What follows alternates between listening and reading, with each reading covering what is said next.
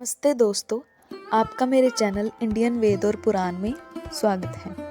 अगर आपने अभी तक चैनल को सब्सक्राइब नहीं किया तो जल्दी से कर लें।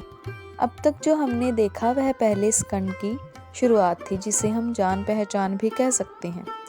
तो चलिए शुरू करते हैं आज की वीडियो, जिसमें पहले स्कंद में पारब्रह्म परमेश्वर का अवतार लेना व वेद व्यास को नारद मुनि से 4 श्लोक सुनकर श्रीमद् भागवत बनाना और श्रृंग ऋषि से राजा परीक्षित को श्राप मिलना, जिससे यह अमृत रूपी कथा जगत में प्रकट हुई।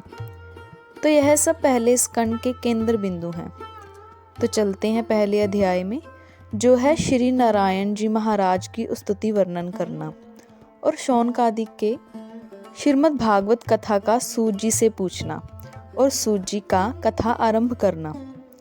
सूत पौराणिक शिष्य वेदव्यास ने श्रीमद् भागवत कथा व्यास जी के मुख से जिस समय वह अपने पुत्र सुखदेव को पढ़ा रहे थे और सुखदेव जी ने राजा परीक्षित से कही थी, उनको सुनाया। उसके थोड़े दिन उपरांत सूत पौराणिक नैमिप्राण तीर्थ में, जहाँ शौनकादिक 88,000 ऋषिवर इकट्ठे हुए थे, गए। और उनका इकट्ठे होने का कारण था कि उस जगह भगवान का सुदर्शन चक्र गिरा था, इसलिए वह जगह पवित्र होकर कलयुग अपना प्रवेश वहां नहीं कर सकता था। सो उन ऋषिवरों ने सूत पौराणिक से कहा, आपने वेद व्यास जी के पास रहकर सब पुराण और वेद पढ़े सुने हैं, सो कृपा करके हमको भी सुनाओ।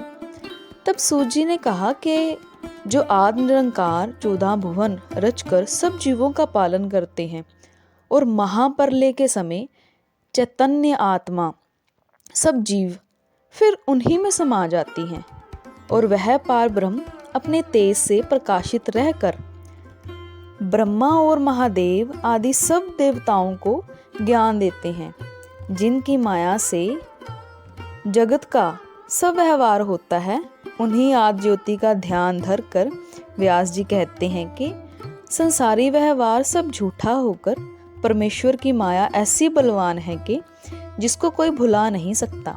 और श्रीमद् भागवत में ऐसा परम धर्म वर्णन किया है कि जिसमें कुछ कपट व लोभ न रहकर ऐसे निर्गुण धर्म लिखे हैं, जिसको करने से तीनों दुख और पाप संसारी मनुष्य का, जो देवता और नवग्रह शत्रु और मन के संकल्प विकल्प से होता है, छूट कर नहीं रहता।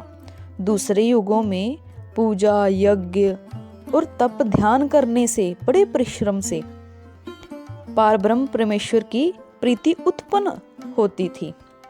कलयुग में केवल इस अमृत रूपी कथा पढ़ने और सुनने से तुरंत परमेश्वर के चरणों का ध्यान हृदय में होता है। इसलिए श्रीमद् भागवत को सब वेदों का सार कल्प वृक्ष के समान समझकर सुखदेव जी ने यह कथा जो राजा परीक्षित को सुनाई थी, वही अमृत रूपी फल उस वृक्ष का सुखदेव जी महाराज के मुख से संसार में प्रकट हुआ।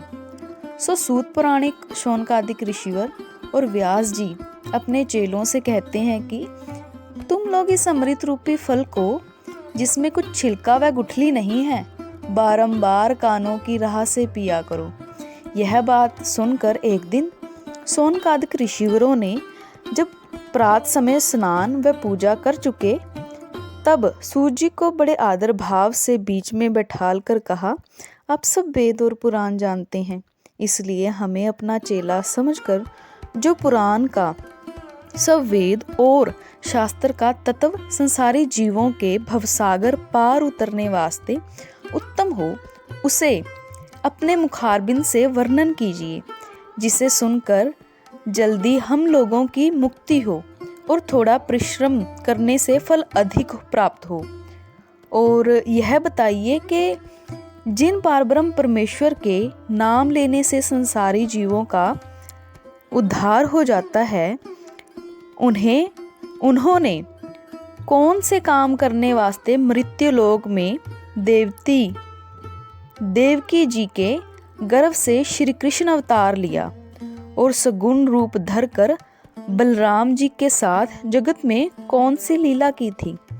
और जब कलयुग के आदि में श्याम सुंदर वैकुंठ को पधारे तब धर्म किसके शरण था और किसे सौंप कर गए थे, उसका हाल वर्णन कीजिए, जिससे पारब्रह्म परमेश्वर की लीला और कथा सुनने से आदमी 84 लाख योनि में जन्म नहीं पाता और आवागमन से छुटकर भवसागर पार उतर जाता है। तो दोस्तों, यह था स्कंद पहले के अध्याय 1 का सार। इसमें ऋषियों मुनियों द्वारा पूछे गए सभी प्रश्नों के उत्तर हम अगले अध्याय में जानेंगे। आपको यह कैसा लगा? लाइक, शेयर और कमेंट करके बताइए और देखते रहिए इंडियन वेद और पुराण। धन्यवाद।